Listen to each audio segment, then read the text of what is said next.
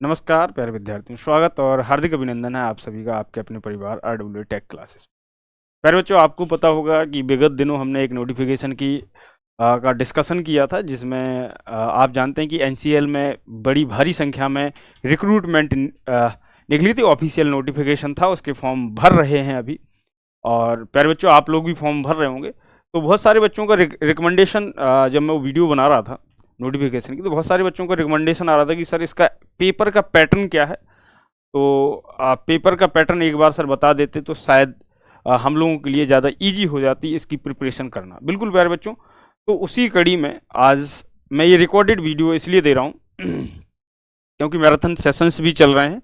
तो marathon sessions interrupt ना हो किसी भी तरीके से, आप ALP के बच्चे प्रिपरेशन करते रहें। इसीलिए मैं इस कड़ी में आपको एक रिकॉर्डेड सेशन दे रहा हूँ, ताकि आपका जो मैराथन सेशंस हैं वो इंटरप्ट ना हो। प्यारे बच्चों, यहाँ पर आप देख रहे होंगे कि हम लोग प्रीवियस पेपर की यहाँ पर डिस्कशन करेंगे। डेट वगैरह सब कुछ पड़ा है, एकदम ओरिजिनल पेपर है, ऑथेंटिक पेपर है, ठीक है। प्रॉपर वेबसाइट से डाउनलोड किया हुआ पेपर है। आपको ये पेपर मैं टेलीग्राम ग्रुप में भिजवा दूंगा कह के। तो ये जो पेपर हुआ था 10/7/2020 सेट ए की हम लोग बात करेंगे प्यारे बच्चे। इसमें सवालों का आप खुद से ही जजमेंट करना, बाद में जिस दिन पेपर मैं कंप्लीट करा दूंगा। 70 क्वेश्चन इसमें जो है प्यारे बच्चे टेक्निकल हैं। कितने? 70 क्वेश्चन टेक्निकल हैं। तो उन 70 क्वेश्चन की मैं बात करूंगा आपसे। और आप देखिएगा इलेक्ट्रीशियन के पेपर में वेटेज किसका कितना है। जिस दिन पेपर का लास्ट होगा उस दिन आप खुद समझ जाएंगे, और मैं खुद से आपको बता दूंगा कि 2020 बहुत पुरानी बात नहीं है, 4 से 5 साल पुरानी बात है। 2020 में किस तरीके का पैटर्न इसने फॉलो किया था और अब पैटर्न में क्या परिवर्तन होगा, ठीक है। ये सारी बातें करेंगे हम बनवन भाई। मेरा पूरा फोकस रहेगा NCL के ऊपर। मैं बहुत सारे ऐसे वीडियोस लाता रहूँगा, और आपको कमेंट बॉक्स में कमेंट करना है क्लासेस के लिए और क्वेश्चंस प्रैक्टिस के लिए, कि आपको क्वेश्चन प्रैक्टिस चाहिए प्रॉपर NCL के लिए, या फिर प्यारे बच्चों आपको प्रॉपर क्लासेस चाहिए, क्या चाहिए। और आप कमेंट करेंगे तो हम जान पाएंगे, फिर उस हिसाब से हम आपको फॉलो करने लग जाएंगे कि बच्चे की जो डिमांड है उस हिसाब से हम लोग आगे काम करेंगे, ठीक है। प्यारे बच्चों, तो स्टार्ट करते हैं। पहला सवाल जो है आज का पहला सवाल क्या कह रहा है प्यारे बच्चे, जरा देखना ध्यान से। पहला सवाल कहा है, in a power plant a reserve generating capacity which is in operation but not in service is known as. ये मैंने जब पावर प्लांट की क्लास ली थी तो कई बार मैंने इसको बहुत अच्छी तरीके से समझाया था। आपके पास में पावर प्लांट एक रिजर्व जनरेटिंग क्षमता जो कि ऑपरेशन में है परंतु सर्विस में नहीं है को कहा जाता है, को कहा जाता है। तो प्यारे बच्चे हमेशा याद रखिएगा, मैंने आपको बताया था 4-5 पावर मैंने आपको बताई थी जो रिजर्व कैपेसिटी होती है पावर प्लांट की। Hot reserve, spring reserve, cold reserve और फ्रिम पावर, ये मैंने आपको बताया था। तो 1 बाई 1 समझेंगे कि इस सवाल का जवाब क्या है। तो इस सवाल का जवाब मैंने आपको बताया था कि प्यारे बच्चे, अगर किसी पावर प्लांट में वो इस तरीके से आपसे कह दे कि मेरे पास में जो पावर प्लांट है वो आपके पास में किस में है, उसने कहा कि reserve generating capacity which is operation, वो किस में है? ऑपरेशन में है। यानी कि आपके पास में ऑपरेशन में है, ऑपरेशन में है बट सर्विस में नहीं है, but not in service, not in service, not in service, ठीक है। यानी कि आपके पास में ऑपरेशन में है, ऑपरेशन में है प्यारे बच्चे, लेकिन लेकिन लेकिन सर्विस में नहीं है। किस में नहीं है? परंतु वो किस में नहीं है? सर्विस में नहीं है, सर्विस में नहीं है। इसका मतलब है कि वो बात कर रहा है किसकी प्यारे बच्चे?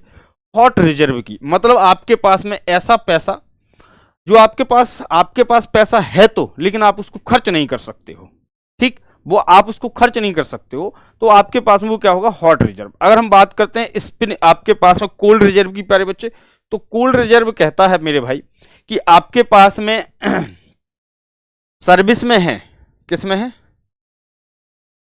सर्विस में है बट नॉट इन ऑपरेशन, लेकिन ऑपरेशन में नहीं, में नहीं। इसका मतलब है कि आपके पास में प्यारे साथी, आपके पास में ये अलग अलग हो गई। फ्रिम पावर होती है प्यारे बच्चे आपके पास में इमरजेंसी कंडीशन में जिस पावर का इस्तेमाल किया जाता है हम उसको फ्रिम पावर बोलते हैं। ठीक, स्पिनिंग रिजर्व का मतलब होता है कि वह रिजर्व कैपेसिटी जो ग्रिड तुरंत के तुरंत लोड लेने के लिए तैयार हो। ठीक, यानी कि हमारे पास में वह किसी भी पावर प्लांट की वह कैपेसिटी जो तुरंत के तुरंत हम भेजने के लिए हमारे पास में वो पावर तैयार है, वो स्पिनिंग रिजर्व। फ्रिम पावर होती है इमरजेंसी कंडीशन में के लिए जो पावर हम लोग पावर प्लांट के पास में रिजर्व करके रखते हैं हम उसको बोलते हैं फ्रिम पावर। तो हमारा इस सवाल का उत्तर बनेगा ये। अगला सवाल देखना जरा प्यारे साथी। अगला सवाल कह रहा है which lightning stroke is most dangerous. आपसे पूछा निम्नलिखित में से कौन सा लाइटनिंग स्ट्रोक सबसे ज्यादा खतरनाक है। कौन सा लाइटनिंग स्ट्रोक ऐसा है जो सबसे ज्यादा खतरनाक है। पहला कहा है direct stroke on the tower of top, यानी कि टावर के शीर्ष पर सीधा डायरेक्ट स्ट्रोक हो लाइटनिंग का। जमीन के तार पर प्रत्यक्ष आघात यानी कि direct stroke on the ground wire. फिर कहा है direct stroke on line conductor या फिर इनडायरेक्ट स्ट्रोक ऑन कंडक्टर। बताइए इसमें से कौन सा लाइटनिंग स्ट्रोक है जो सबसे ज्यादा खतरनाक है, जरा समझते हैं। मान लीजिए लाइटनिंग स्ट्रोक किसे कहते हैं, जरा इसको समझ लेते हैं। देखो प्यारे साथी, बिल्कुल देसी भाषा में अगर हम बात करें लाइटनिंग स्ट्रोक की, तो मान लीजिए मेरे पास में एक कंडक्टर है। क्या है, मेरे पास में कोई कंडक्टर है। आपके पास में 3 कंडक्टर होते हैं, मैंने मान लिया मेरे पास में फिलहाल में R कंडक्टर है। हमारे पास में जो लाइटनिंग होती है प्यारे बच्चे, आप सभी जानते होंगे कि डायरेक्ट लाइटनिंग स्ट्रोक जो है, डायरेक्ट आपके पास में जो बिजली आघात जिसको बोलते हैं, बिजली आघात यानी कि लाइटनिंग स्ट्रोक, लाइटनिंग स्ट्रोक। ठीक, जो डायरेक्ट अगर कंडक्टर पर पड़ता है हम उसको बोलते हैं जो हमारा जो बिजली आघात है, जो आपके पास में जो आकाश जब गरजते हैं, बादल जब गरजते हैं, बरसात के समय में जो बिजली गिरती है, तो वो बिजली का कौन सा स्ट्रोक जो है हमारे लिए खतरनाक होता है। तो हमेशा याद रखेंगे कि हमारे पास में देखो, अगर टावर के ऊपर गिरता है तो उतना ज्यादा डेंजर नहीं है, क्योंकि टावर के ऊपर हमेशा बात याद रखिएगा कि हम लोग यहां पर एक अर्थ वायर का इस्तेमाल करते हैं टावर के टॉप पर, जो कि आपके पास में क्या करता है, सर्ज को ग्राउंड करने का काम करता है, लाइटनिंग को सीधा। ठीक, अगर टावर के ऊपर गिरेगा तो उतना ज्यादा हमारे लिए उतना ज्यादा नुकसानदायक नहीं होगा। अगर डायरेक्ट स्ट्रोक अगर आपके ग्राउंड वायर पर होता है तब भी हमें उतना ज्यादा नुकसान नहीं होगा। अगर हमारे पास में डायरेक्ट स्ट्रोक हमारे ऑनलाइन कंडक्टर पर होता है, जिसमें पावर क्या कर रही हो, चल रही हो, जिसमें आपके पास में लाइव कंडक्टर जिसको हम बोलते हैं, जीवित कंडक्टर, अगर उसके ऊपर गिरता है तो सबसे ज्यादा नुकसान तभी होगा, क्योंकि आपके पास में जो बिजली होती है वो आपके पास में लगभग, मैं आपको बताऊं कि आपके पास में उसका जो वोल्टेज होता है, जो उसमें करंट होती है, वो लगभग, करंट की अगर मैं बात करता हूं तो इसमें करंट जो है, जो करंट जो होती है प्यारे साथी, वो लगभग 40 किलो एम्पियर से अधिक की करंट होती है। और हमारे पास में कंडक्टर में अधिकतम करंट 1200 एम्पियर तक होती है, जो हम इस्तेमाल करते हैं 765 केवी, उसमें जो करंट होती है वो लगभग 1200 एम्पियर के आसपास की होती है। तो अगर कंडक्टर के ऊपर अगर डायरेक्ट लाइटनिंग स्ट्रोक होता है तो ये सबसे ज्यादा खतरनाक होगा। अगर कोई आपसे पूछे कि कंडक्टर से डायरेक्ट लाइटनिंग स्ट्रोक से बचने के लिए हम किसका इस्तेमाल करते हैं, तो हम लोग अगर इसको सुरक्षित रखना है हमें, तो सुरक्षा के लिए हम लोग इस्तेमाल करते हैं किसके, सर्ज ऑब्जर्वर का,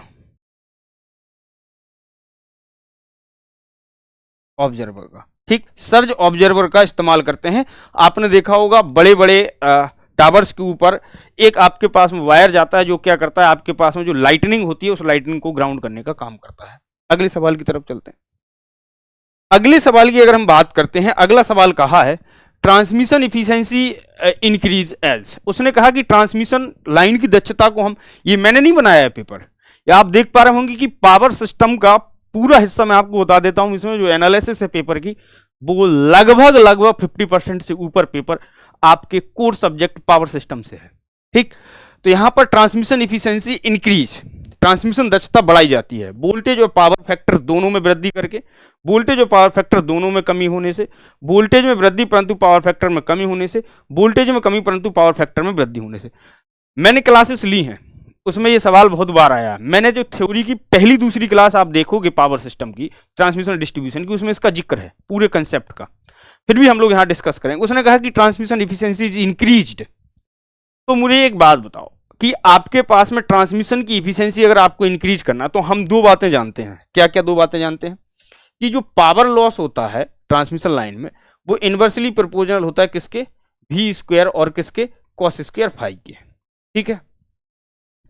अगर मैं हाई वोल्टेज ट्रांसफर करता हूं अपनी ट्रांसमिशन लाइन में, अगर मैं हाई वोल्टेज ट्रांसफर करता हूं अपनी ट्रांसमिशन लाइन में तो पावर लॉस क्या हो जाएगा? कम हो जाएगा। अगर हम प्यारे साथी किसको? पावर फैक्टर को इंप्रूव करते हैं तो पावर लॉस क्या हो जाएगा सर? कम हो जाएगा। तो यहां से दो बातें समझ में आई कि यदि मैं किसी तरीके से अपनी ट्रांसमिशन लाइन में, यदि मैं अपनी ट्रांसमिशन लाइन में क्या करता हूं, यदि संचरण लाइन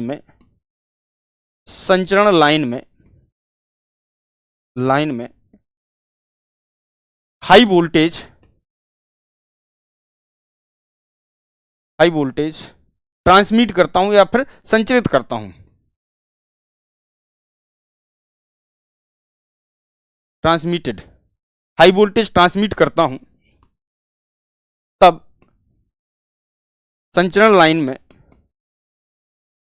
लाइन में लॉस या फिर लॉसेस कम हो जाते हैं।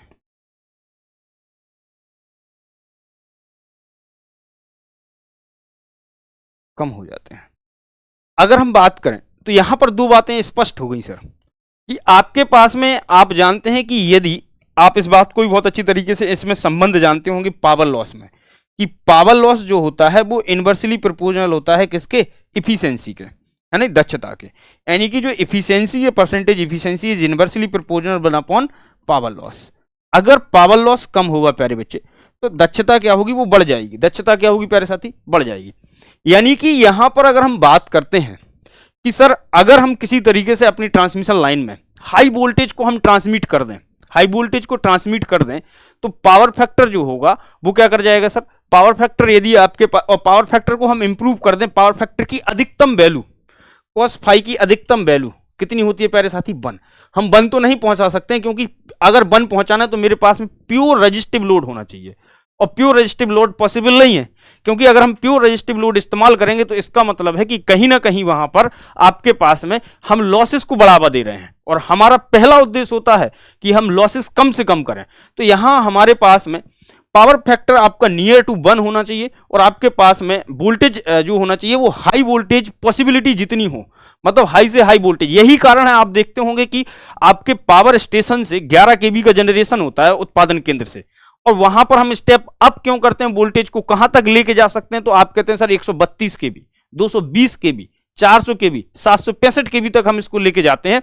तब जाके सर ऐसा क्यों होता है कि हम उसके पीछे भी कारण यही है कि हम क्या करें? पावर लॉसेस को कम कर लें और दक्षता को बढ़ा दें। इसका मतलब है कि transmission line voltage increase with power factor decrease, voltage decrease with power factor increase, voltage and power factor both increase. बिल्कुल आपके पास में उत्तर नंबर ए सही बनेगा। आपके पास में क्वेश्चन नंबर 3 का उत्तर नंबर ए एकदम करेक्ट होगा। ठीक है, आगे आ जाइए। When alternating current pass through the conductor, जब प्रत्यावर्ती धारा कंडक्टर से गुजरती है, जब प्रत्यावर्ती धारा किससे? कंडक्टर से गुजरती है, तो क्या है? वह कंडक्टर के पूरे खंड में समान रूप से वितरित होती है। सतह के पास कंडक्टर का भाग कोर की तुलना में अधिक करंट वहन करता है, सतह के पास कंडक्टर का भाग कोर की तुलना में कम करंट वहन करता है, या संपूर्ण करंट कंडक्टर की कोर से गुजरती है। उसने कहा कि जब अल्टरनेटिंग करंट पास होती है किसी कंडक्टर से, मतलब एसी जब हम किसी कंडक्टर से पास कराते हैं, उस केस में पूछा है कि it remain the uniformly distribution through out the section of the conductor. मतलब वो ये कह रहा है कि पूरी करंट आपके कंडक्टर के अंदर और कंडक्टर के सरफेस से, मतलब सेंटर से और सरफेस से पूरी करंट एक समान रूप से जाती है। फिर उसने कहा है कि portion of the conductor near the surface carry more current as compare to the core. उसने कहा है कि आपके पास में जो कंडक्टर का सरफेस है उससे करंट अधिक जाती है एज कंपेयर टू आपके पास में कोर से। फिर उसने कहा कि portion of the conductor near the surface carries less current as compare to the core. उसने कहा कि जो सरफेस है उस पर करंट कम होगी। फिर उसने कहा कि entire current pass through the core of the conductor, या तो पूरी करंट आपके पास में कंडक्टर की कोर से पास हो जाती है। जरा ध्यान से सुनिएगा बात को। वह अगर हम बात करते हैं कि जब भी हम एसी को क्या करते हैं प्यारे साथी, एसी को जब भी हम फ्लो कराते हैं तब हमारे पास में होता क्या है कंडक्टर के केस में? तो इस केस में जरा ध्यान से सुनिएगा। मान लीजिए मेरे पास में मैंने एक कंडक्टर ले लेना है, यहाँ पर इस कंडक्टर में हमें करंट फ्लो करानी है, इस कंडक्टर में हमें क्या कराना है, करंट को फ्लो कराना है। अगर हमें इस कंडक्टर में करंट को फ्लो कराना है तो जरा ध्यान से देखिएगा।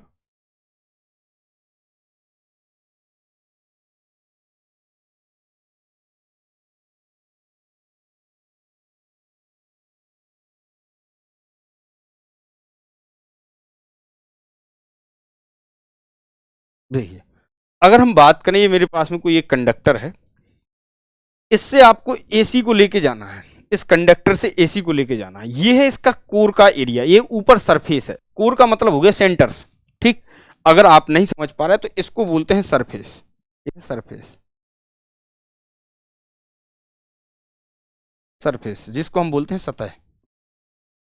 ये है आपके पास में कोर या सेंटर, कोर। अब उसने सवाल में यही पूछा है, नंबर 4 सवाल में, कि आपके पास में कि एसी किसी कंडक्टर से किस तरीके से फ्लो होती है। तो आपके पास में it is remain uniformly distributed through out the section of the conductor. हमेशा याद रखिएगा ये पॉसिबिलिटी नहीं है हमारे पास में कि आपके पास में जितनी करंट आपके पास में कंडक्टर के अंदर से गुजरे, उतनी ही सेम करंट कंडक्टर के बाहर यानी कि सतह से गुजरे। ये हमारे पास में पॉसिबिलिटी नहीं होती है। एक क्यों पॉसिबिलिटी नहीं होती, जरा समझिएगा। अगर आपके पास में एक करंट यूनिफॉर्मली डिस्ट्रीब्यूट हो गई, अगर ये करंट आपके पास में क्या हो गई, एक समान रूप से वितरित है, ये है एक समान रूप से वितरित है,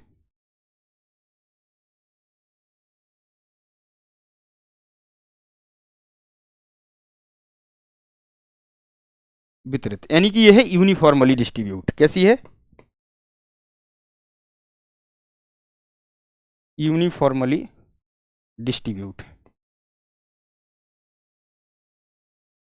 यूनिफॉर्मली डिस्ट्रीब्यूटेड है। ये कैसी है सर, यूनिफॉर्मली डिस्ट्रीब्यूटेड है। अगर ये एक समान रूप से वितरित है, अगर ये एक समान रूप से वितरित है करंट, तो इसमें किसी भी प्रकार का आपके पास में स्किन इफेक्ट नहीं होगा। आपके पास में फ्रीक्वेंसी नाम की एक चीज है, F does not equal to 0, ठीक। आपके पास में एसी में जो फ्रीक्वेंसी होती है प्यारे साथी, वो होती है 50 हर्ट्ज की। और जो फ्रीक्वेंसी होगी, तो मुझे एक बात बताओ, आपने एक फॉर्मूला पढ़ा होगा कि आपके पास में एक्सएल बराबर होता है 2 पाई एफ एल, ठीक। अगर फ्रीक्वेंसी बढ़ाएंगे तो आपके पास में एक्सएल बचेगा, और एक्सएल जो होता है वो इन्वर्सली प्रोपोर्शनल होता है किसके, करंट के। अगर एक्सएल बढ़ेगा तो करंट आपकी कम कर देगा। तो आपके पास में दो कंसेप्ट आपको याद रखने हैं कि जब भी हम किसी कंडक्टर में एसी को ट्रांसफर करते हैं तो वहां पर फ्लक्स लिंकेज होता है, और फ्लक्स लिंकेज की वजह से आपके पास में वहां पर क्या होगा प्यारे बच्चों, वहां पर एक्सएल आएगा, और एक्सएल आएगा प्यारे साथी, तो वहां पर फ्रीक्वेंसी अगर ज्यादा होगी तो वहां पर एक्सएल ज्यादा होगा, और एक्सएल ज्यादा होगा तो आपके पास में करंट को वो कम कर देगा। तो आपके पास में ये करंट यूनिफॉर्मली डिस्ट्रीब्यूट नहीं होती है कभी भी, और हम इसी प्रभाव को बोलते हैं स्किन इफेक्ट। हालांकि आगे बात करेंगे, ये सवाल है उसका। तो इस प्रभाव को हम लोग बोलते देते हैं स्किन इफेक्ट है सर। ये क्या है सर, ये स्किन इफेक्ट है, क्योंकि आपके पास में अगर ऐसा होता है तो अधिकतर करंट आपके पास में कंडक्टर के सरफेस से ज्यादा और कंडक्टर के सेंटर से करंट कम फ्लो होती है। हम इस प्रभाव को स्किन प्रभाव या त्वचा प्रभाव कहते हैं पावर सिस्टम में। अच्छा सर, अब सवाल का जवाब तो ये था कि सर इसमें किसी भी कंडक्टर में एसी किस तरीके से फ्लो होगी। तो प्यारे बच्चे हमेशा याद रखिएगा कि आपके पास में कुछ ना कुछ करंट होगी, और करंट होगी अगर प्यारे साथी, अगर वहां करंट होगी और एसी होगी तो वहां पर कुछ ना कुछ क्या होगा सर, कुछ ना कुछ वहां पर फ्रीक्वेंसी होगी। फ्रीक्वेंसी जो है 50 हर्ज है हमारे इंडिया के अंदर। अगर फ्रीक्वेंसी 50 हर्ज है तो हमेशा याद रखिएगा कि आपके पास में जो करंट होगी, वो करंट हमेशा याद रखिएगा प्यारे साथी, वो करंट आपके पास में portion of the conductor near the surface carry more current as compare to the core. जरा ध्यान से समझिएगा, मैं इस बात को समझाता हूं कि आपके पास में हमेशा सतह से करंट, सरफेस से करंट ज्यादा होगी, सरफेस पे करंट कैसी होगी प्यारे साथी, ज्यादा होगी एज कंपेयर टू सेंटर या फिर core, as compare to core. आपके पास में यहां से करंट कैसी होगी, यहां पर आई मैक्सिमम होगी, अधिकतम, और यहां पर करंट कैसी होगी, आई सर, आई यहां पर मिनिमम होगी। क्या होगी सर, मिनिमम होगी। जरा ऐसा क्यों हुआ, जरा मैं इस बात को मैं डीपली समझाने का प्रयास करता हूं। मान लीजिए मेरे पास में कोई एक कंडक्टर है, ठीक, मैंने ऐसा मान लिया कि मेरे पास में कोई एक कंडक्टर है। सर मेरे पास में अगर कोई एक कंडक्टर है तो इस कंडक्टर की अगर हम बात करें तो मेरे पास में कोई एक कंडक्टर है, तो अगर हम इस कंडक्टर की बात करते हैं प्यारे साथी, अगर इस कंडक्टर में करंट आई जा रही है तो आप जानते हैं किसी भी कंडक्टर में जब करंट आई फ्लो होगी तो वहां पर आपके पास में क्या होगा, फ्लक्स लिंकेज होगा। अब जरा ध्यान से सुनिए, सुनने का प्रयास करिएगा। हमारे पास में जो अगर पावर सिस्टम के पॉइंट ऑफ व्यू से देखें तो हमारे पास में फ्लक्स लिंकेज कुछ इस तरीके से होगा, फ्लक्स लिंकेज कुछ इस तरीके से होगा, इस तरीके से आपके पास में फ्लक्स लिंकेज होगा, इस तरीके से। अब जरा ध्यान से सुनिएगा एक एक बात को। फ्लक्स लिंकेज कुछ इस तरीके से होगा, एक कंडक्टर की बात कर रहा हूं मैं। अगर फ्लक्स लिंकेज कुछ इस तरीके से होगा तो आप थंब रूल जानते होंगे कि जिस दिशा में आपके पास में करंट जा रही है उस दिशा में अंगूठा करो और अपनी उंगलियों को फोल्ड कर दो तो ये फ्लक्स की डायरेक्शन दिखाती है। तो फ्लक्स कुछ इस तरीके से चल रहा होगा, इसमें फ्लक्स कुछ इस तरीके से चल रहा होगा सर। और जब फ्लक्स इस तरीके से चलेगा तो अब जरा देखेंगे कि फ्लक्स का लिंकेज मैक्सिमम कहां पर होगा, मिनिमम कहां पर होगा। तो जाहिर सी बात है कि ये है इंटरनल पार्ट, ये मैं अंदर का पार्ट मान के चल रहा हूं। तो ये जो इंटरनल पार्ट है यहां पर आप देखेंगे कि आपके पास में प्यारे साथी सबसे ज्यादा फ्लक्स इसका इससे भी होगा, इसका इससे भी होगा, इसका इससे भी होगा। मतलब आपके पास में यहां के फ्लक्स लिंकेज को हम लोग लिखते हैं साई से। साई जो होता है उसको बोलते हैं फ्लक्स लिंकेज, फ्लक्स लिंकेज इसको हम बोलते हैं साई, ठीक। आपके पास में इसको बोलते हैं फ्लक्स लिंकेज। मैंने यहां के फ्लक्स लिंकेज को साई 1 माना और ये जो बाहर का फ्लक्स लिंकेज है इसको मैंने माना साई 2। मैं इस बात को समझाने का प्रयास कर रहा हूं आपको। अगर हम बात फ्लक्स लिंकेज सबसे अधिक कहां पर है तो आप कहेंगे सर यहां पर अंदर, और फ्लक्स लिंकेज कम कहां पर है तो आप कहेंगे सर बाहर। अगर फ्लक्स लिंकेज का मान ज्यादा होगा तो आप जानते हैं कि L बराबर क्या होता है, psi upon I, psi upon I. अगर फ्लक्स लिंकेज का मान ज्यादा होगा तो यहां पर इंडक्टेंस यानी कि आपके पास में प्रेरकत्व का मान भी कैसा होगा, ज्यादा होगा। और प्रेरकत्व का मान यहां पर कैसा होगा सर, कम होगा। आप जानते हैं कि XL बराबर होता है 2 पाई FL होता है। अगर सर L का मान अधिक होगा तो आपके पास में प्रेरण प्रतिघात XL का मान भी कैसा होगा, ज्यादा होगा। तो जहां पर L का मान ज्यादा वहां पर XL का मान भी ज्यादा, और यहां पर XL का मान कैसा होगा आपके पास में प्यारे साथी, XL2 का मान यहां कम होगा। और यदि XL का मान ज्यादा तो आपके पास में करंट का मान कैसा होगा सर, मिनिमम होगा। सर करंट का मान कैसा होगा, मिनिमम होगा। और यहां पर करंट का मान कैसा होगा, मैक्सिमम होगा। यही कारण है कि आपके पास में प्यारे बच्चे, यही कारण है कि आपके पास में सरफेस से करंट अधिक और आपके पास में किससे सर, सरफेस से करंट अधिक और सेंटर से करंट कम फ्लो हो रही है। हम इस प्रभाव को त्वचा प्रभाव या फिर स्किन इफेक्ट बोलते हैं। यानी कि आप देख पा रहे होंगे कि सेंटर पर धारा का मान, अगर आपसे कोई पूछे कि सेंटर पर धारा का मान कैसा है सर, सेंटर पर धारा का मान आई कैसा है, मिनिमम है। और आपसे कोई पूछे कि सर सरफेस पर अगर कोई पूछे सतह पर, तो सतह पर आपके पास में धारा का मान कैसा है सर, सतह पर सर धारा का मान हमारे पास में है कैसा सर, सतह पर धारा का मान कैसा है सर, मेरे पास में मैक्सिमम है। धारा का मान कैसा है सर, मैक्सिमम है। यानी कि आपके पास में इसी प्रभाव को हम बोलते हैं स्किन इफेक्ट। और यही कारण है प्यारे बच्चे कि हम लोग बंडल कंडक्टर का इस्तेमाल करते हैं स्किन इफेक्ट को कम करने के लिए। ठीक, बहुत सारे प्रभाव हैं, आगे बात करेंगे। तो आप इस क्वेश्चन का जवाब आप समझ गए होंगे कि सर इस क्वेश्चन का जवाब ये क्यों बनेगा और क्यों बनना चाहिए कि आपके पास में portion of the conductor near to the surface carry more current as compare to the core. यानी कि आपके पास में जो कंडक्टर के सरफेस से अधिक धारा जाएगी, क्योंकि वहां पर फ्लक्स लिंकेज की वजह से ऐसे होता है, क्योंकि वहां पर जो प्रेरण प्रतिघात होता है वो अधिक हो जाता है सेंटर पर। ठीक है, क्लियर है? कमेंट बॉक्स में जरूर बताते रहना मुझे। आ जाइए, फिर कहा the effective resistance of the conductor will be same as ohmic resistance behind. उसने कहा कि एक कंडक्टर का प्रभावी प्रतिरोध ओमिक प्रतिरोध के समान होगा यदि कब करंट टू ज्या तरंग के रूप में हो, यानी कि current in the true sine wave के फॉर्म में हो, वोल्टेज कम हो, पावर फैक्टर एक समान हो, या current is uniformly distributed in the conductor cross section area, या फिर आपके पास में करंट जो है कंडक्टर क्रॉस सेक्शन में समान रूप से वितरित हो। बताओ इसके पीछे कारण क्या है? कि आपके पास में जो इफेक्टिव, अब बहुत सारे लोगों को इफेक्टिव रेजिस्टेंस यानी कि जो प्रभावी प्रतिरोध है और ओमिक प्रतिरोध में अंतर पता नहीं होगा। तो सबसे पहले हमारा काम क्या है, प्रभावी प्रतिरोध और ओमिक प्रतिरोध में अंतर को बताना। एक आपके पास में है ओमिक प्रतिरोध, यानी कि आपके पास में ओमिक प्रतिरोध, जिसको हम बोलते हैं प्यारे साथी ओमिक प्रतिरोध, जिसको हम प्यारे साथी बोलते हैं कौन सा, ओमिक रेजिस्टेंस।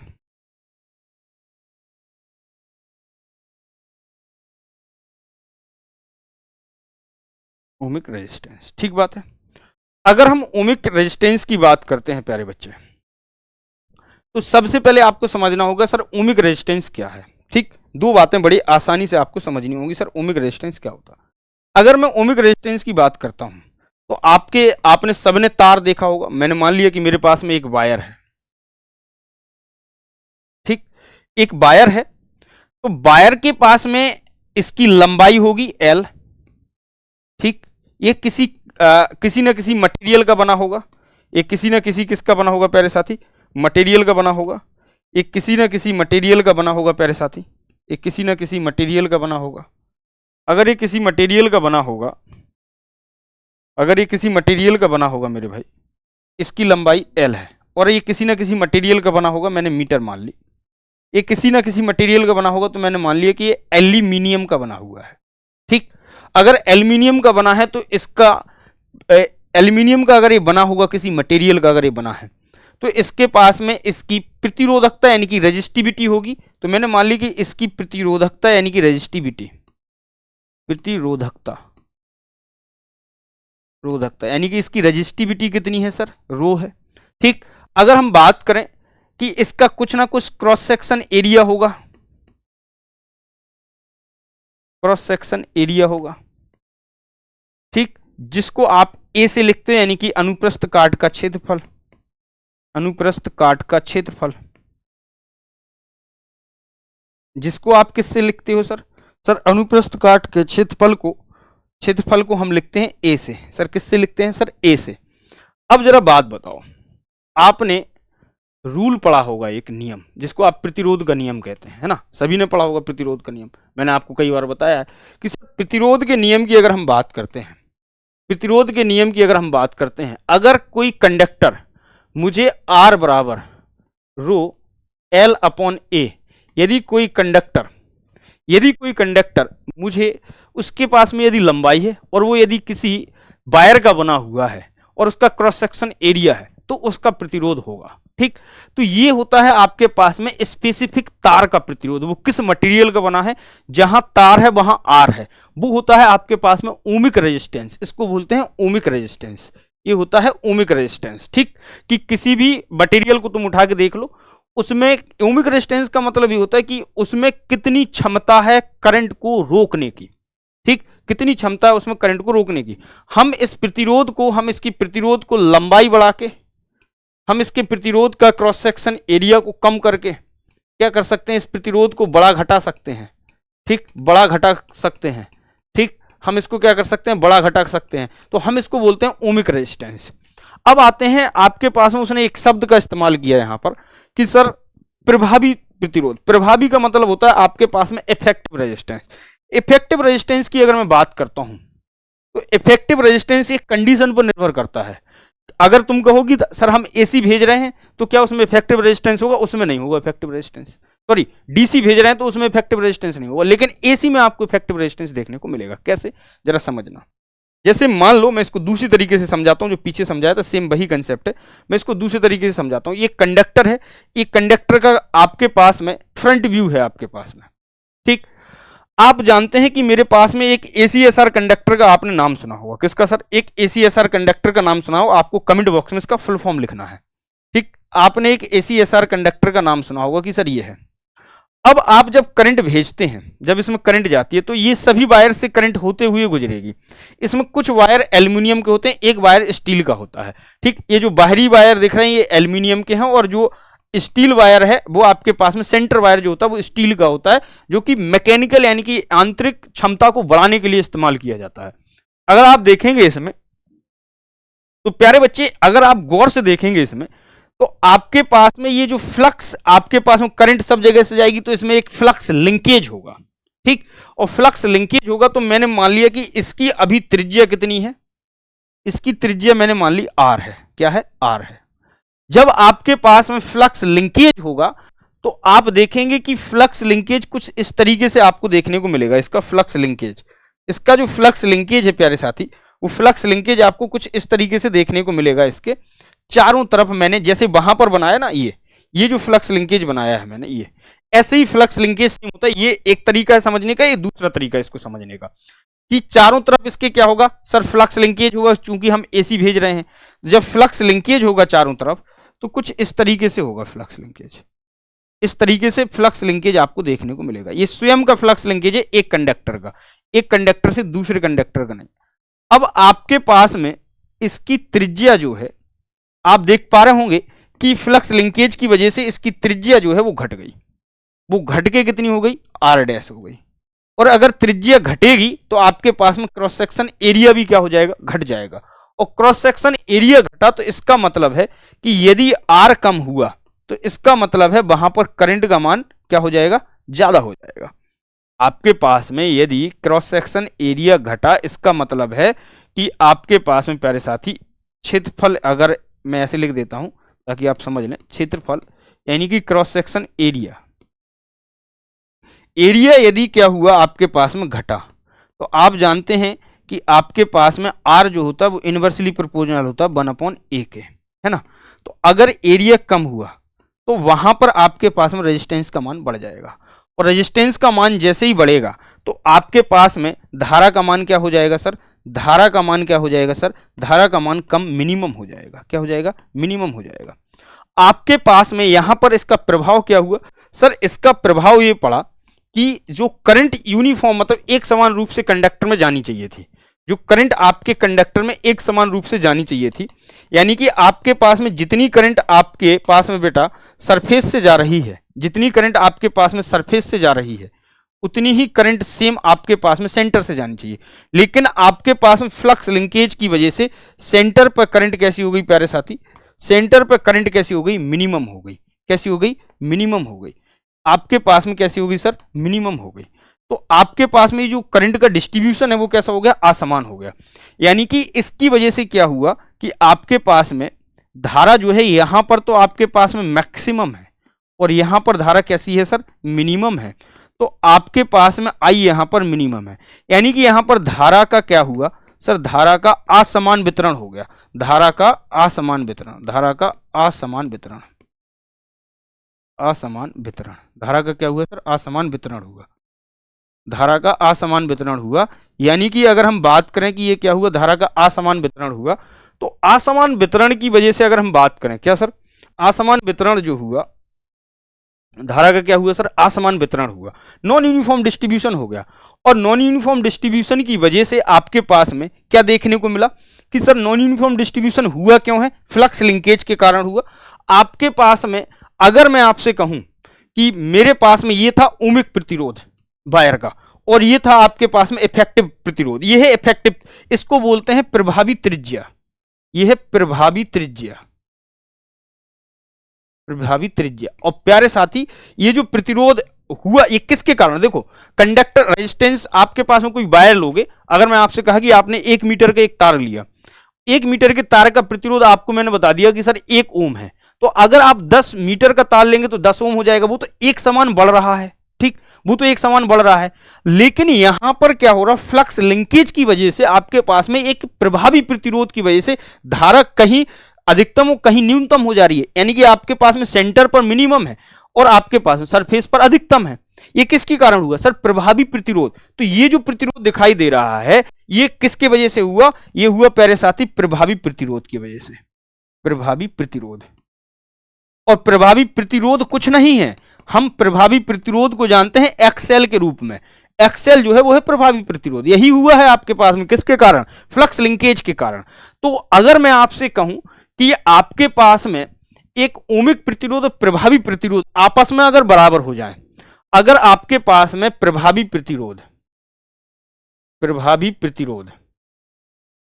मैं प्रभावी प्रतिरोध को मान लेता हूं प्यारे साथी क्या, आर डैश, और आपके पास में ओमिक प्रतिरोध, ओमिक प्रतिरोध आपस में कैसे हो जाए प्यारे साथी, ओमिक प्रतिरोध आपस में हो जाए बराबर। अगर ये दोनों आपस में बराबर हो जाएं तो धारा आपके पास में कंडक्टर के अंदर एक समान रूप से क्या होगी, क्या होने लगेगी, फ्लो होने लगेगी। तब क्या होगा, तो आपके पास में जो धारा का वितरण होगा, जो धारा का वितरण है, जो धारा का वितरण है वो कैसा होगा सर, वो धारा का वितरण एक समान होगा। कैसा होगा, एक समान होगा, एक समान होगा। धारा का वितरण कैसा होगा सर, एक समान होगा। तो आपके पास में धारा का वितरण एक समान होने लगेगा। उसने यही पूछा गया था सवाल में आपके। तो देखो the effective resistance of the conductor will be same as a ohmic resistance, current is uniformly distributed in the conductor cross section area. मतलब करंट एक रूप से, एक समान रूप से क्या होगी सर, वितरित होने लग जाएगी आपके पास में कंडक्टर क्रॉस सेक्शन एरिया से। ये सवाल बहुत बार आया है, इसको समझाने का पूरा प्रयास किया। कमेंट बॉक्स में जरूर बताना कि कैसा लगा सेशन, ठीक है। सवाल जरूर कम होंगे लेकिन सवालों का ऑपरेशन बहुत करूंगा, ये तय है। अगला सवाल है स्किन इफेक्ट डिपेंड ऑन। आपको बताना है कि स्किन इफेक्ट किस पर निर्भर करता है। ये कमेंट बॉक्स में आपको बताना है कि सर स्किन इफेक्ट किस पर निर्भर करता है, कि आपके पास में जो स्किन प्रभाव है वो किस पर, साइज ऑफ कंडक्टर पर, फ्रीक्वेंसी ऑफ द कंडक्टर पर, या फिर रेजिस्टेंस ऑफ द कंडक्टर, या फिर ऑल ऑफ द एबव। बताओ किस पर निर्भर करता है।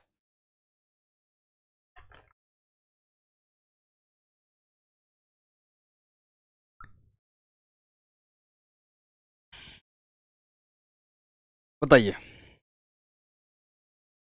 फटाफट बताइएगा किस पर निर्भर करता है।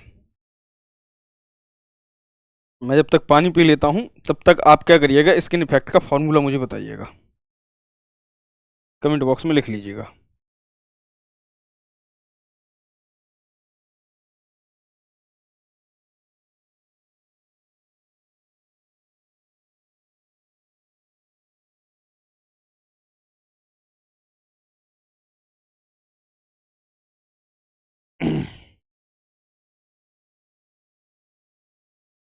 फटाफट लिख दीजिएगा स्किन इफेक्ट का फॉर्मूला।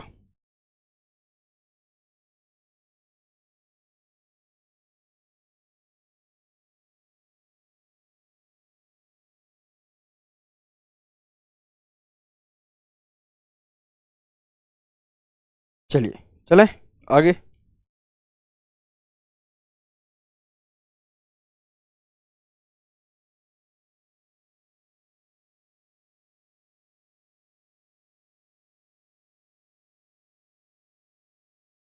चलिए देखो, अगर हम बात करते हैं यहां पर प्यारे बच्चे, देखो अगर हम यहां पर स्किन इफेक्ट की बात करते हैं,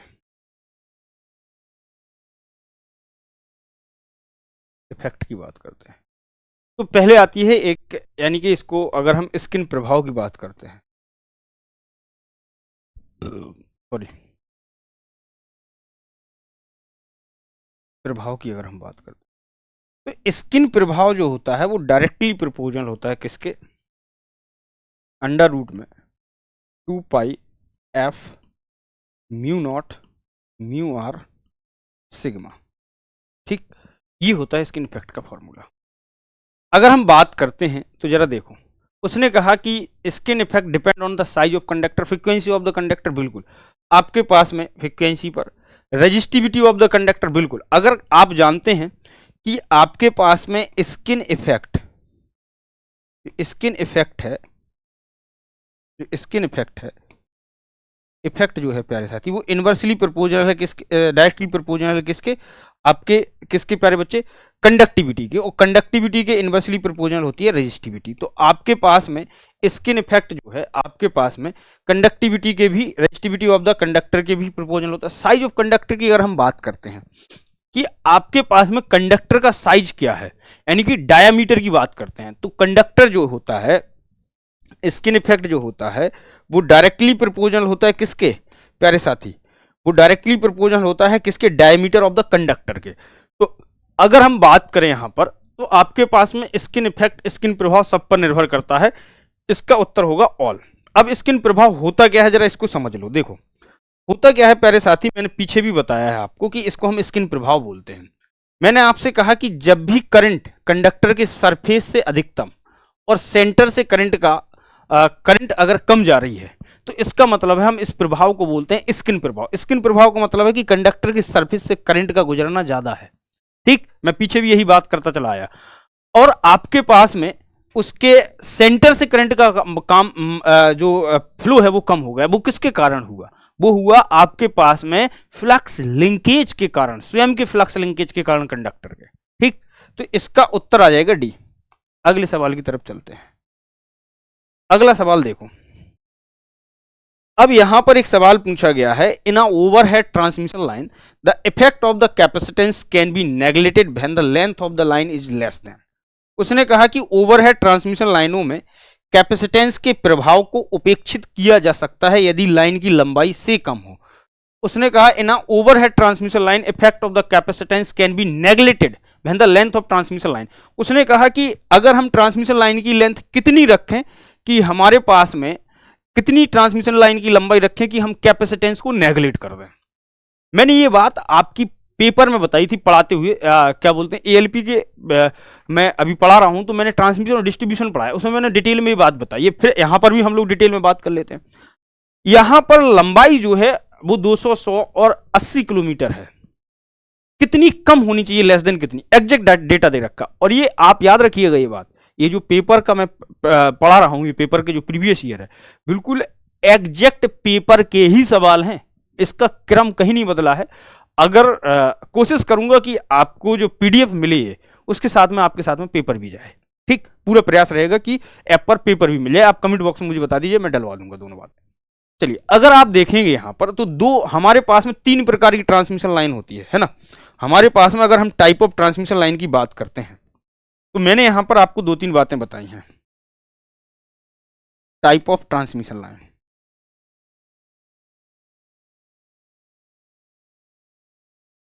ट्रांसमिशन लाइन मैंने 2-3 बातें बताई हैं आपको। संचरण लाइन के प्रकार,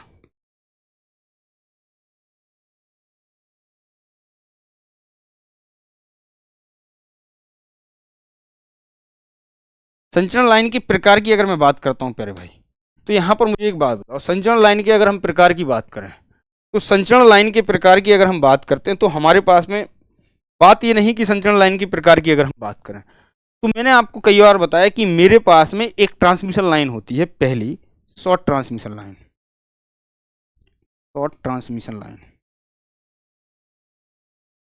जिसको हम बोलते हैं लघु संचरण लाइन, लघु संचरण लाइन। उत्तर तो आपको यही मिल जाएगा। लघु संचरण लाइन की अगर हम बात करें कि सर लघु संचरण लाइन क्या है, तो अगर मैं बात करता हूं लघु संचरण लाइन की तो पहला पॉइंट मेरे पास में आएगा कि ऐसी ट्रांसमिशन लाइन जिसकी लंबाई, यानी कि लंबाई की अगर हम बात करें कि सर लंबाई की अगर हम बात करते हैं, लंबाई की अगर हम बात करते हैं, दूसरी बात हम करते हैं सर इसके वोल्टेज की, वोल्टेज की, सर दूसरी बात करते हैं इसकी वोल्टेज की, लेंथ और वोल्टेज। फिर आगे बात करेंगे पैरामीटर की। अगर हम यहां पर इसके वोल्टेज की बात करते हैं तो इसकी लंबाई जो है वो 80 किलोमीटर से कम होनी चाहिए। कितनी कम होनी चाहिए सर? 80 किलोमीटर से कम। मैंने आपको मील में भी बताई थी कि मील में अगर लंबाई पूछे तो 50 मील से कम। किससे? 50 मील से कम, मैंने ये भी बात बताई थी। वोल्टेज की अगर हम बात करें तो वोल्टेज जो है वो आपके पास में प्यारे साथी वो 20 किलो वोल्ट से कम होना चाहिए। अगर मैं इसके पैरामीटर की बात करता हूं कि शॉर्ट ट्रांसमिशन लाइन में कौन कौन से पैरामीटर होते हैं, अगर मैं यहां पर पैरामीटर की बात करता हूं तो प्यारे बच्चे, तो अगर मैं यहां पर पैरामीटर की बात करता हूं, पैरामीटर वैसे ट्रांसमिशन लाइन में होते हैं 4 पैरामीटर। अगर हम शॉर्ट ट्रांसमिशन लाइन के पैरामीटर की बात करते हैं, पैरामीटर की बात करते हैं तो हमारे पास में इसमें होते हैं 2 पैरामीटर मात्र। कौन कौन से? एक तो होता है आर और एक होता है एल। इसमें जो पैरामीटर नहीं होता वो होता है सी। सी पैरामीटर इसमें नहीं होता है। अब एक क्यों नहीं होता है? इसमें सी यानी कि कैपेसिटेंस, कैपेसिटेंस नहीं होता है, नहीं होता है। अगर हम बात करें क्यों नहीं होता है तो आपके पास में इसकी दो ब्रांचें होती हैं, एक सीरीज और एक होती है संट ब्रांच। तो संट ब्रांच अभी मैं यहां बना के दिखाऊंगा आपको। तो ऐसा क्यों होता है? ऐसा इसलिए होता है क्योंकि संट ब्रांच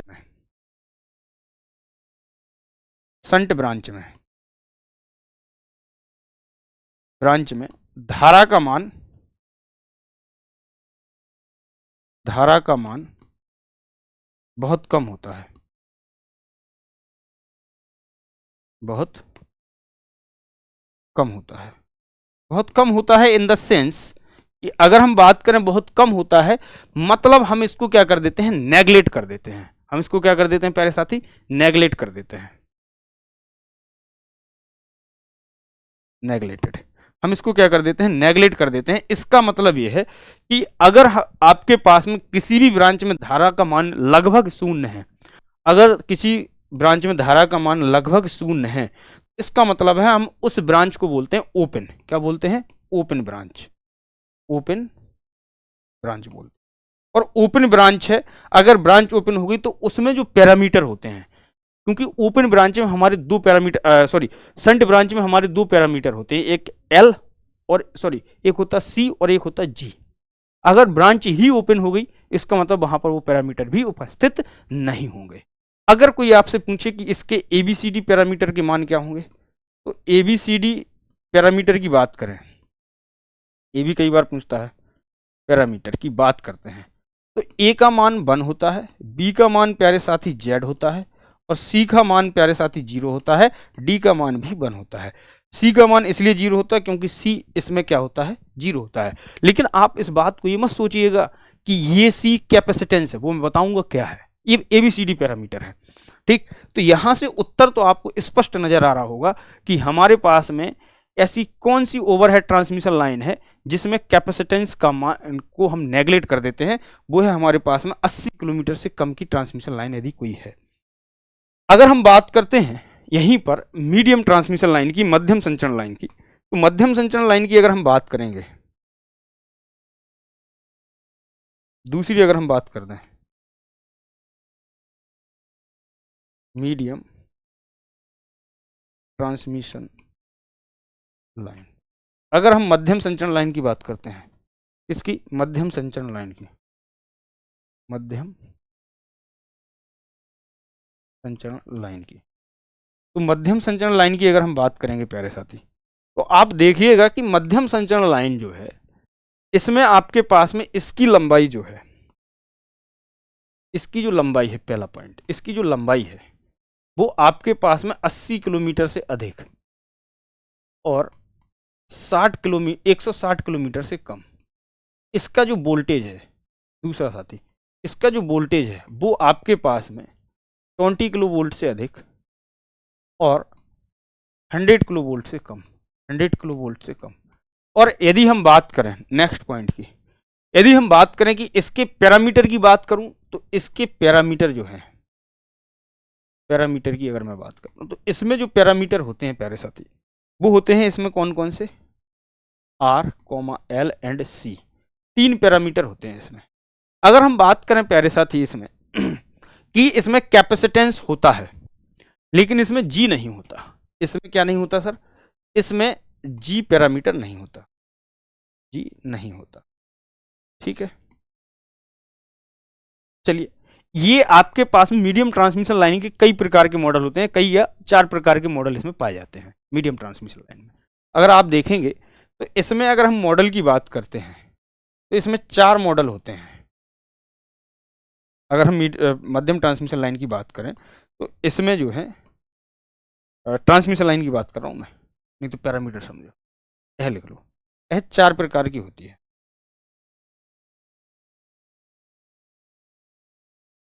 4 प्रकार की होती है। कौन कौन से सर? 4 प्रकार की अगर हम बात करें तो कौन कौन से साथी? अगर हम बात करें इसमें पहले प्रकार की, अगर हम इसमें पहले प्रकार की बात करते हैं तो पहला प्रकार आता है प्यारे साथी इसमें, पहला प्रकार इसमें आता है प्यारे साथी, इसमें पहला प्रकार आता है आपके पास में nominal pi model, nominal pi model. अभी हिंदी में भी लिख दूंगा। दूसरा आता है प्यारे साथी इसमें, दूसरा आता है प्यारे साथी nominal T model, nominal T model.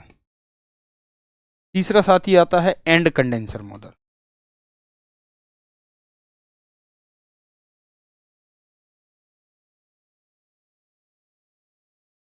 चौथा प्यारे साथी आता है सोर्स कंडेंसर मॉडल।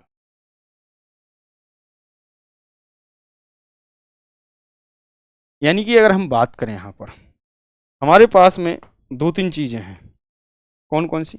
ये है नॉमिनल,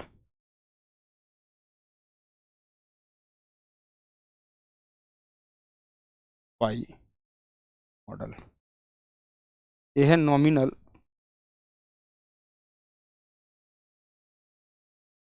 टी मॉडल,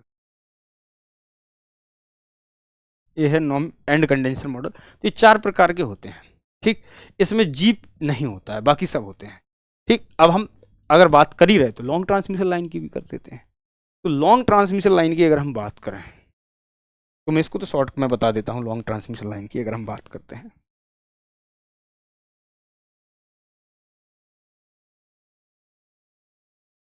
लाइन की अगर हम बात करते हैं तो लॉन्ग ट्रांसमिशन लाइन की अगर हम बात करते हैं तो फर्स्ट वन क्या होगा आपके पास में प्यारे साथी, इसमें की जो लंबाई है वो आपके पास में 160 किलोमीटर से अधिक, ठीक।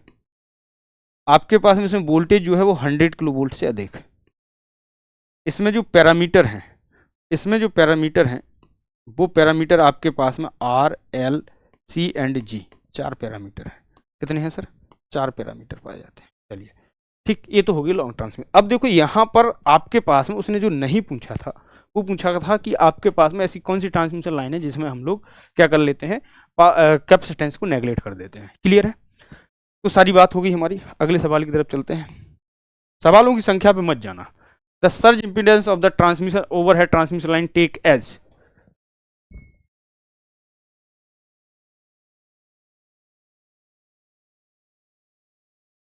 देखो इसमें पूछा गया है कि surge impedance of the overhead transmission line, तो आपको इसका जवाब ऑप्शन में देना है। किस में देना है? सॉरी, कमेंट बॉक्स में देना है। ये आपके लिए होमवर्क है, आपको इसका जवाब किस में देना है? कमेंट बॉक्स में।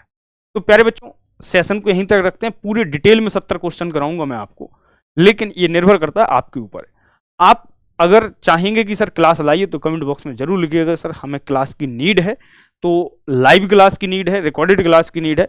ये केवल और केवल मैं आपको इसलिए पेपर करा रहा हूं ताकि आपको एक आइडिया लग सके कि एनसीएल का पेपर कैसा आता है, और आप एक प्रिपरेशन में आपके पास में एक माइंड सेट बन सके कि हमें सब्जेक्ट का वेटेज पता लग सके कि किसका कितना वेटेज है। हम पढ़ तो रहे लेकिन हम वो भाग ज्यादा ना पढ़ें जो पेपर में ना आता हो, और हम वो भाग ज्यादा पढ़ रहे जो पेपर में आना नहीं है। हम उस भाग पे ज्यादा अगर कंसंट्रेट कर रहे और वो भाग पेपर में नहीं आना है, हमें उस भाग को पढ़ना है जो सबसे ज्यादा परीक्षा में आता है, क्योंकि वो आपके लिए सिलेक्शन के लिए हम लोग काम कर रहे हैं, ना कि हम मतलब बहुत ज्यादा ज्ञानी बनने के लिए काम कर रहे हैं। अगर स्टूडेंट ज्ञानी बनने के लिए काम करने लगेगा तो एक एक सब्जेक्ट में पढ़ने के लिए उसको कई सारा समय और बहुत सारी किताबों की जरूरत पड़ेगी। तो प्यारे बच्चों, आप कमेंट बॉक्स में इसका जवाब दीजिएगा, और सेशन कैसा लगा ये जरूर लिखिएगा कमेंट बॉक्स में। और अगली क्लास अगर आपको चाहिए तो कमेंट बॉक्स में जरूर लिख दीजिएगा। फिलहाल के लिए इतना ही। आप सभी का शुक्रिया।